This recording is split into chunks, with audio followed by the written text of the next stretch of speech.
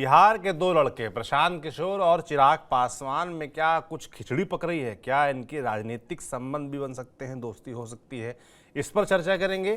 साथ ही कांग्रेस पार्टी ने कहीं ना कहीं दलित और अगड़ा चेहरा तो अपने लिए तलाश लिया है, पर क्या ओबीसी चेहरे के तौर पर पप्पू यादव को आगे बढ़ाने की तैयारी में है कांग्रेस? इन दोनों विषयों पर चर्चा करेंगे। नमस्कार, मेरा नाम सौरभ त्रिपाठी और आप देख रहे हैं हमारा खास शो राग बिहारी। और आज हमारे साथ रोज की तरह फिर से मौजूद है पंकज जी। पंकज जी, बहुत स्वागत है आपका। धन्यवाद, थैंक यू। पीके और चिराग पासवान दो ऐसे नौजवान नेता हैं। राजनीति में तो इस उम्र में नौजवान ही होता है आदमी। तो क्या इन लोगों के बीच कुछ बातचीत के द्वार खुले हैं, या जो चर्चा हो रही है कि भाई पर्दे के पीछे कुछ खिचड़ी पक रही है, उसमें कितनी सच्चाई है? कोई गठबंधन पॉसिबल है?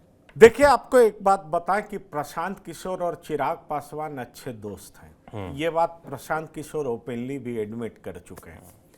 और दूसरी बात सच्चाई ये है कि 2020 में जो चिराग पासवान ने नीतीश कुमार के खिलाफ मोर्चा खोला था जी, वो बुद्धि कहीं ना कहीं प्रशांत किशोर की ही थी। ये बात मैं आपको बता सकता हूं। अच्छा। दरअसल मेरे जो सूत्र बीजेपी में हैं या जेडीयू में हैं, वो भी इस बात को मानते हैं कि वो बुद्धि किसी न किसी तरीके से प्रशांत किशोर की थी। क्योंकि आप याद करिए 2019 में 18-19 में प्रशांत किशोर नीतीश कुमार से अलग हुए थे और उन्होंने कहा था कि ठीक है, राजनीतिक भूमि पर भेंट होगी, कुछ इस तरह का ट्वीट किया था, एक्स पे अपनी बातें रखी थी। और उसके बाद जो हमें दिखाई पड़ा था वो दिखाई ये पड़ा कि चिराग पासवान खुल करके नीतीश का विरोध करते हुए नजर आए। अब सवाल उठता है कि दोनों के बीच में गाहे बगाहे बातचीत भी होती है और अंदर खाने मुलाकात भी होती है। प्रशांत किशोर कह चुके हैं कि चिराग पासवान से उनके अच्छे रिश्ते हैं और चिराग पासवान प्रशांत किशोर के लिए अनटचेबल तो नहीं है, ये बात आप जान लीजिए। अब सवाल उठता है कि दोनों के बीच में खिचड़ी क्या पक रही है? ये ऐसा क्यों देखा जा रहा है? क्योंकि देखिए, बीजेपी के टॉप लीडरशिप के पास भी ये सूचना है कि इन दोनों के बीच में कोई खिचड़ी पक रही है क्या। लेकिन टॉप लीडरशिप, बिहार प्रदेश का टॉप लीडरशिप, ये सब आश्वस्त है कि आखिरकार ये प्रशांत किशोर के साथ अभी क्यों जाएंगे, इसकी क्या पॉसिबिलिटी है। क्योंकि चिराग पासवान केंद्र में मंत्री हैं और उनके 5 सांसद जीते हुए हैं, तो क्या ऐसी संभावना बन सकती है क्या? देखिए, आपको एक बात बताएं कि दरअसल ये प्रेशर टैक्टिस है या आगे की राजनीति का एक ट्रेलर है, ये दोनों बात को समझना पड़ेगा। मेरे पास जो जानकारी, और मैं दर्शकों को ये बताना चाहता हूं कि देखिए, जेडीयू और बीजेपी दोनों मिलकर के तकरीबन 200 सीट पर चुनाव लड़ेगी। 101 पे जेडीयू लड़ेगी, 100 पे बीजेपी लड़ेगी। इस तरह की बात जो मेरी जानकारी है वो मैं बता रहा हूं, और आप चाहे तो इसको हेडलाइन भी ले सकते हैं जी। अब 101 पे जेडीयू, 100 पे बीजेपी, 201 हो गया। टोटल कितना है? 243। अब 42 सीट बचा। 26 से 27 सीट पर चिराग पासवान की पार्टी लड़ेगी, तो कितना हो गया? 228 बचा। 14 सीट राष्ट्रीय लोक मोर्चा और जीतन राम मांझी की पार्टी में बांट दिया जाएगा। तो आप समझिए, इस तरीके से 243 सीटों का बंटवारा हो चुका है। और मेरे पास इसीलिए आप देखिए, जेडीयू के तरफ से कोई आवाज नहीं है, वक्फ संशोधन बिल पर समर्थन दे दिया गया, किसी तरह का कोई विरोध नहीं है। सवाल ये उठता है कि क्या 27 सीट पर चिराग पासवान मान जाएंगे? इस तरह का सवाल उठता है, क्योंकि चिराग पासवान काफी महत्वाकांक्षी है, एम्बिशियस। कितनी सीटें मांग रहे हैं? चिराग पासवान मांगते तो 50 सीट हैं, कहते हैं मेरा स्ट्राइक रेट इस तरह का है, पर 50 सीट उनके लिए भी अनरियलिस्टिक है। पर मुझे लगता है 30, 32, 35 सीट तो वो चाहेंगे, पर उनको 26 से 27 सीट से ज्यादा नहीं दिया जाएगा। अब ऐसे में गंभीर सवाल उठता है कि क्या चिराग पासवान, जो कि अभी अपने लिए केंद्र में भूमिका देख रहे हैं, तो क्या आने वाले 5 साल के बाद जो अपने को मुख्यमंत्री के तौर पर देखते हैं, तो क्या वो इस तरह का प्रयास करेंगे कि माइनस नीतीश, माइनस लालू, क्यों नहीं प्रशांत किशोर के साथ एक गठबंधन बनाया जाए, अगड़ा और दलित का गठबंधन बनाया जाए और दलित वोट को कंसोलिडेट किया जाए। 18% दलित वोट भी है ना, 20%, तो उसको कंसोलिडेट किया जाए और कंसोलिडेट करके एक बड़े चेहरे के रूप में अपने आप को प्रोजेक्ट किया जाए, उसके लिए कुछ तत्कालीन रूप से हमें कुछ त्यागना भी पड़े तो हम त्याग सकते हैं। क्या इस तरह की बात चल रही है? मेरे सूत्र बताते हैं कि कहीं ना कहीं चिराग पासवान के दिमाग में ये बात भी है। लेकिन दूसरी तरफ वो क्या कहते हैं, मैं नरेंद्र मोदी की वजह से एनडीए में हूं, मैं बीजेपी की वजह से एनडीए में नहीं हूं, मैं नरेंद्र मोदी का हनुमान हूं। आपको याद होगा पिछली बार विधानसभा चुनाव में वो जब उतरे तो वो अपने डायस पे, स्टेज पे एक नरेंद्र मोदी के लिए कुर्सी खाली रखते थे। जब बीजेपी ने हो हल्ला किया तो उन्होंने वो रखना बंद कर दिया, लेकिन ये वो कहते रहे कि मैं नरेंद्र मोदी का हनुमान हूं। तो आप समझिए वो अपने आप को जो हनुमान कह रहे थे। मेरे सूत्र बताते हैं कि ये शब्दावली भी प्रशांत किशोर के, ये आइडिया भी प्रशांत किशोर के। अच्छा। तो ऐसे में सवाल उठता है कि चिराग पासवान जो कि प्रशांत किशोर के आइडिया पर भी काम करते हैं, क्या वो तात्कालिक रूप से ऐसा कर सकते हैं? क्या अगर उन्हें क्या नरेंद्र मोदी के हनुमान गदा चलाएंगे? हाँ, 26 और 27 सीट मिले तो ऐसा कर सकते हैं क्या? देखिए, मुझे नहीं लगता, और बीजेपी में जो बड़े नेता हैं उनको भी नहीं लगता। उनको लगता अभी वो केंद्र में मंत्री हैं, कम से कम 2029 तक तो ऐसा नहीं करना चाहिए, इसकी संभावना बहुत कम है। ये जो चिराग पासवान बीच बीच में थोड़ा बहुत गलवैयां मिलाते हुए दिखाई पड़ते हैं प्रशांत किशोर के साथ, तो एक प्रेशर टैक्टिक्स है। लेकिन इस बात से इनकार नहीं किया जा सकता कि भविष्य की राजनीति का ये एक ट्रेलर है, ये एक झांकी है जो हो सकता है भविष्य में दोनों को एक साथ ला सकता है। ये कॉम्बिनेशन भी शानदार हो सकता है। और चूंकि चिराग पासवान की इच्छा है कि वो बिहार को लीड करें, चीफ मिनिस्टर बने, नीतीश कुमार के रहते ऐसा प्रयास नहीं करेंगे। अभी केंद्र में मंत्री हैं, उनके 5 सांसद हैं, लेकिन इस तरह का प्रेशर टैक्टिक्स जरूर अपनाएंगे जिससे वो ज्यादा से ज्यादा सीटें विधानसभा चुनाव में ले सकें। पर मेरी जानकारी के मुताबिक आप थंब बना सकते हैं कि 101 JDU, 100 BJP, 27 LJPR Chirag Paswan की पार्टी और 14-15 सीट ये राष्ट्रीय लोक मोर्चा और जीतन राम मांझी के बीच में बटा। तय हो गया फॉर्मूला? जी हाँ, ये मेरे सूत्रों का। और फॉर्मूला तय हो गया, फिर इस बीच पे दबाव क्यों बना रहे हैं चिराग पासवान? जब फॉर्मूला तय हो गया ही अभी भी उनको गुंजाइश लग रही है? हो सकता है कुछ एक्सट्रैक्ट कर लें, 2 सीट जेडीयू से, 4 सीट बीजेपी से, इसकी भी संभावना हो। ये भी तो अभी संभावना है कि बीच में कहीं वीआईपी पार्टी आ जाए, क्योंकि वीआईपी पे आरजेडी बिल्कुल भरोसा नहीं कर रही। और मैं अगले शो में बताने जा रहा हूं कि वीआईपी पे आरजेडी को भरोसा नहीं है, इसलिए वीआईपी से आरजेडी कोई बात नहीं कर रही है कि तुमको कितना सीट देंगे। आरजेडी ने भी तय कर लिया है कि वीआईपी को मैक्सिमम 15 सीट देंगे, एनडीए 6 सीट देने को तैयार है, और वीआईपी मैक्सिमम एक्सट्रैक्ट करना चाहती है, बार्गेन करना चाहती है। तो सवाल उठता है अगर वीआईपी इधर आती है तो फिर उसके लिए भी 6 नहीं 8 सीट दिया जाए, तो भाई वो दिया जाएगा तो वो कहां से दिया जाएगा? इन्हीं दोनों के कोटे से दिया जाएगा ना। तो ये अभी बहुत सारी पॉसिबिलिटी है, जब तक औपचारिक तौर पर अनाउंसमेंट ना हो जाए तब तक कुछ भी हो सकता है, इसकी संभावना बहुत ज्यादा है।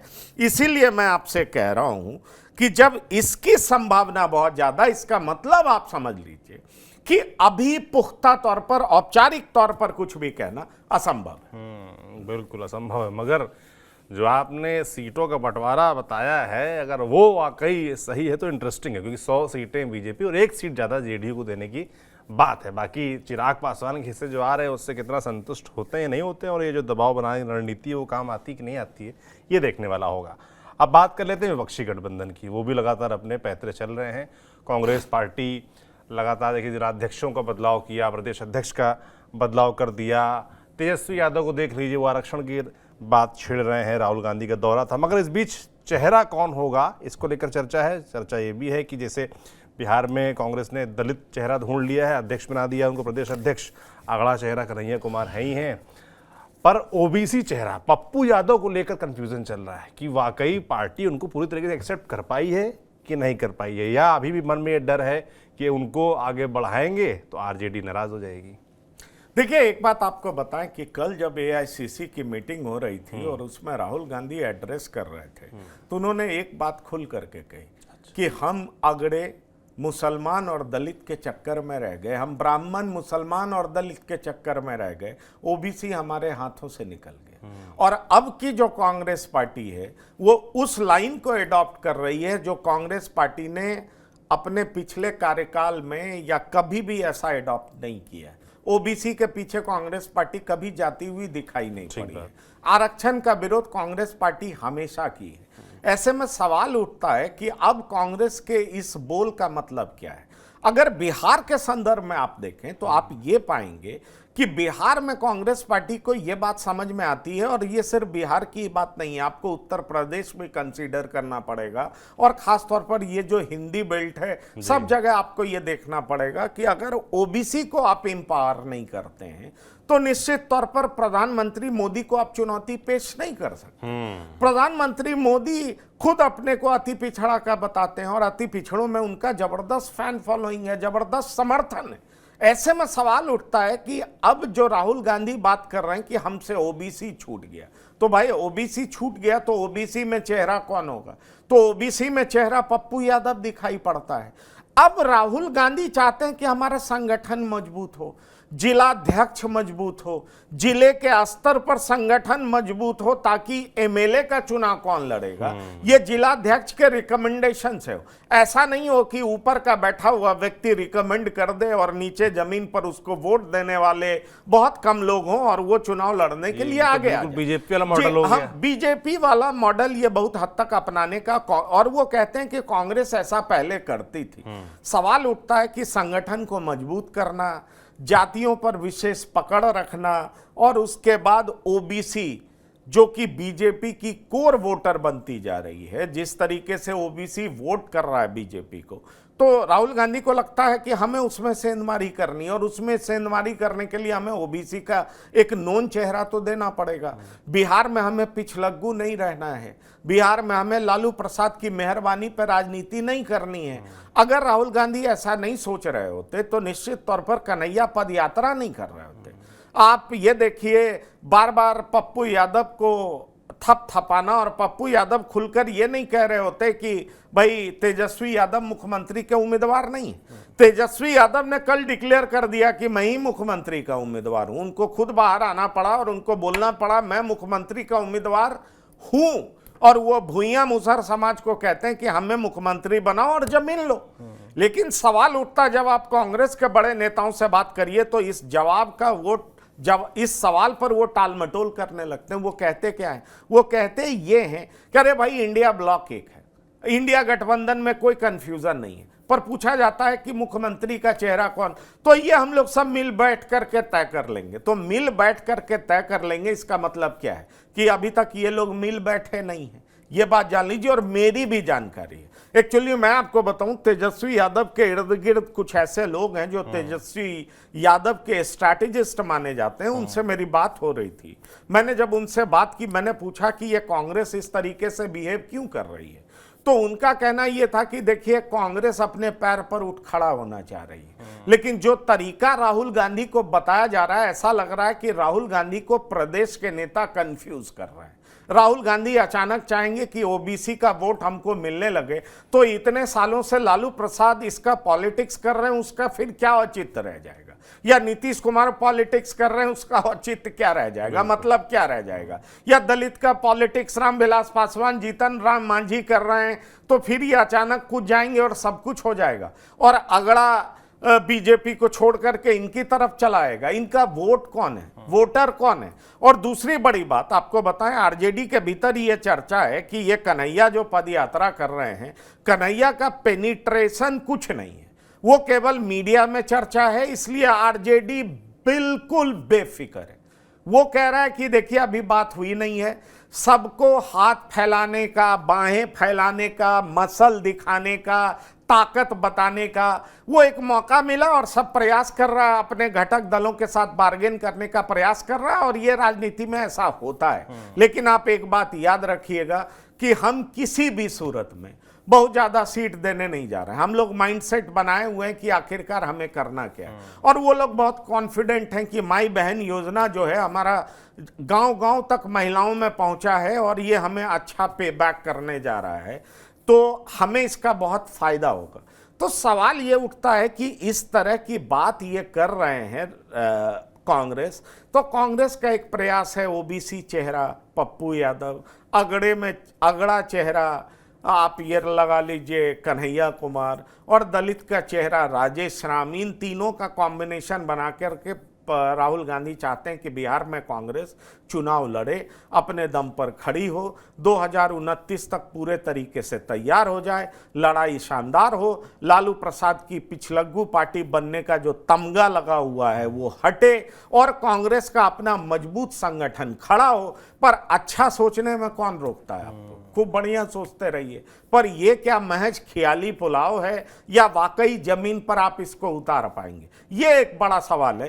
क्योंकि चुनाव 6-7 महीने बाद है और 6-7 महीने पहले आपके अंदर सारे अच्छे अच्छे ख्यालात आ रहे हैं, तो इसका मतलब क्या समझा जाए कि आखिरकार ये क्या हो रहा है। बिल्कुल बिल्कुल, अब देखना है, ये इंटरेस्टिंग होगा। जिस तरीके से पंकज जी ने बताया कि जो एक टशन सा चल रहा है दोनों ही पार्टी विपक्षी पार्टियों में, वो अंततः किस रूप में परिवर्तित होता है, साथ ही जो चेहरे हैं पप्पू यादव जैसे, उनको कितनी तवज्जो दी जाती है, और इसी से विपक्ष का नैरेटिव मुझे लगता है तैयार होगा जनता के बीच। बाकी जनता है, जनता यानी कि आप और आप फैसला करेंगे कि किसको जिताना है, किसको हराना है, किसके हाथ में बिहार सौंपना है। हमारा काम है ऐसे ही राग बिहारी में जो राजनीतिक चर्चाएं हैं बिहार की, और बिहार की राजनीति किस दिशा में बढ़ रही है चुनाव से पहले, आप तक हर खबर पहुंचाना, और ऐसे ही पहुंचाते रहेंगे। आपको ये हमारा शो कैसा लग रहा है कमेंट बॉक्स में लिखकर ज़रूर बताएं। देखते रहिए TV9 डिजिटल। शुक्रिया।